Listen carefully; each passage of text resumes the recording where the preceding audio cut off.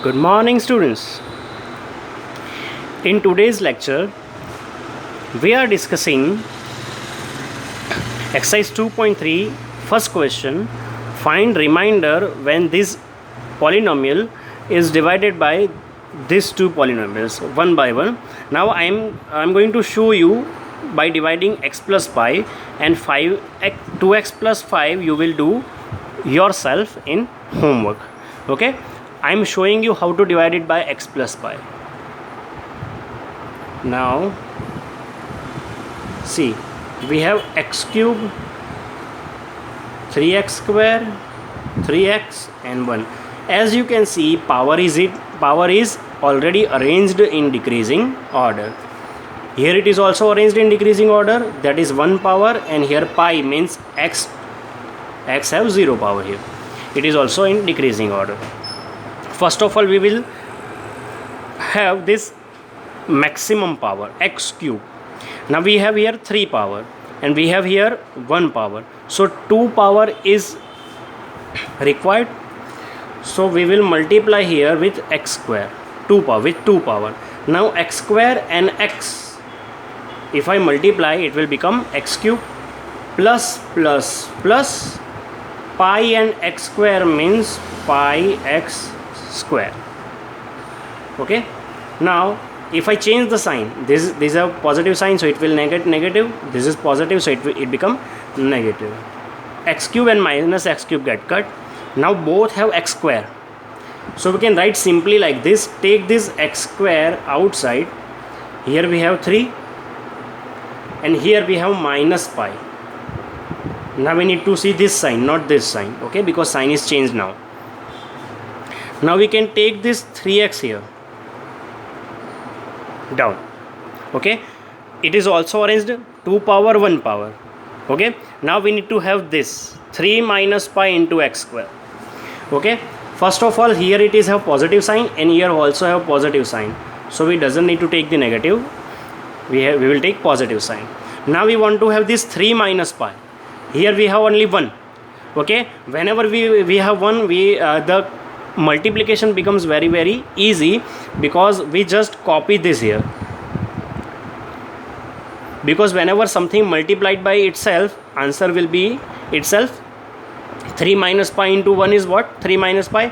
Now we want to have this x square, 2 power. We have only 1 power, so 1 power is remaining, so we will take 1 power x.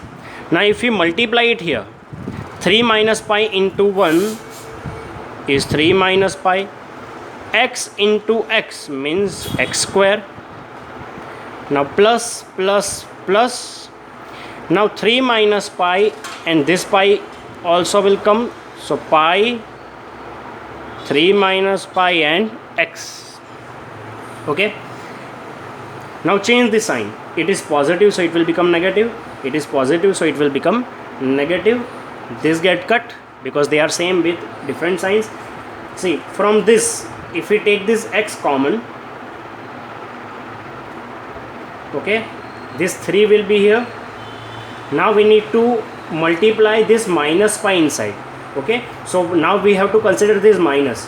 Now it have positive sign and they are in multiply, so plus minus minus 3 into pi is 3 pi.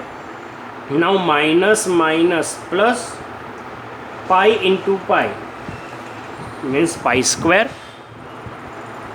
Okay, so this is the remaining part. Now 3x, we have already taken 3x, so the rest is plus 1. We will take it down. Now we need to have this. Now see, we already have x, so we just need to multiply it with 3 minus 3 pi plus pi square. Now multiply 1 with this means 3 minus 3 pi plus pi square. Okay, multiply it with x and it will be converted into 3 minus 3 pi plus pi square into x, and multiply it with here, it means pi into 3 minus 3 pi plus pi square. Okay, change the sign again, plus to minus, plus to minus. Okay, it get cut. Now we have two things. We can take nothing common. we can simply write it as it is. So here it is plus 1. Here it is minus pi into 3 minus 3 pi plus pi square.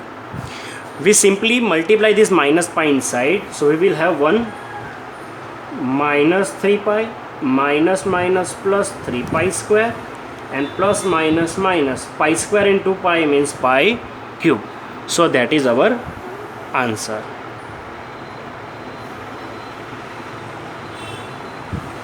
Okay, this method is known as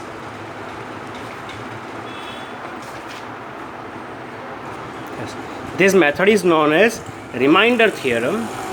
Okay, but we can have the same answer very easily by this factor theorem also. How? See, we will have the same answer by factor theorem. Just keep in mind one thing, that if in exam, if they asked you to divide it, okay, they are asking you to divide it, that is why you have to apply this method only, because they have asked you to divide it. If they ask you to use factor theorem, then you can use factor theorem. Okay, or if they simply say that find the remainder, okay, then you can use any of the method. Okay, but here you have to apply this method. Okay, now we can simply have the same answer by factor theorem very easily. See, with which equation we have to divide? We have to divide with x plus pi. So just simply have x plus pi equal to 0. Take x plus pi equal to 0. Make this x alone, take this pi right side, it will become minus pi. Now what was the equation? X cube plus 3x square plus 3x plus 1. Now simply put this value of x into this equation. Instead of x, put minus pi. So it will be minus pi cube 3 into minus pi square 3 into minus pi and plus 1. Minus pi cube, whenever we have odd sign, the minus will remain minus and plus will remain plus. Here we will remain minus pi cube. Here we have square, even sign we have, so it will always convert into positive. So plus 3 and pi square. Here they are in multiply, so plus minus minus 3 pi and plus 1. I think this is the exact answer that we already have here. See, I am just having a comparison. If you can see, 1 plus 1 minus 3 pi minus 3 pi plus 3 pi square plus 3 pi square minus pi cube minus pi cube. So this is the factor theorem. Okay, this theorem is known as factor theorem. Okay, and this is known as remainder theorem.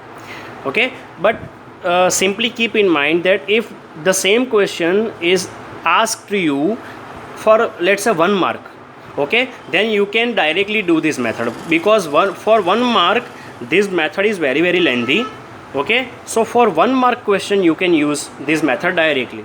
Okay, but if the same question asked to you by this way in, let's say, 3 mark or 2 mark or 3 mark, then you need to do this method. Okay, until and unless it is asked to you clearly to use factor theorem for 2 marks or 3 marks, okay, you will use this method. Okay, thank you.